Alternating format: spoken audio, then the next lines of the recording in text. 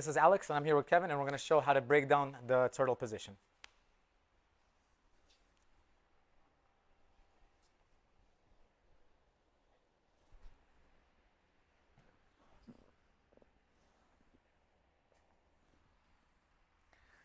So as soon as I'm in the turtle position, I have to abide by a few rules. So I'm going to be surfing my partner. I'm going to be hip on hip, and I have to make sure that a few things are squared away before I start to take the back.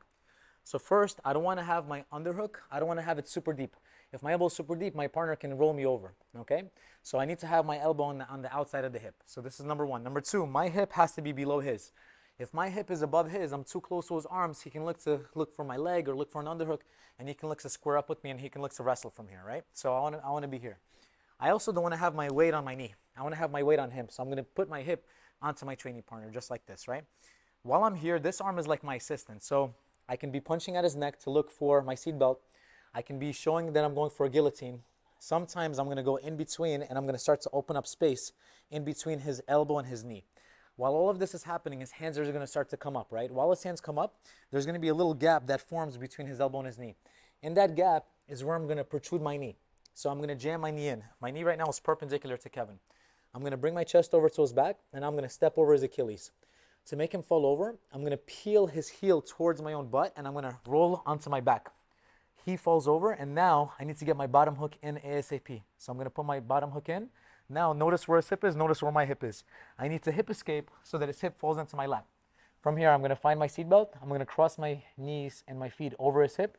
I'm going to open him up, and I'm going to put my hook in. So from here, as I bring the knee in, I need to step over his foot. When I'm stepping over his foot, now when I peel it, he has no choice but to fall over. While he falls over, his hip is already on my lap. Bottom hook comes in, I'm going to escape my hip, I'm going to look to connect my seatbelt, open him up, and then I'm going to bring my top hook in.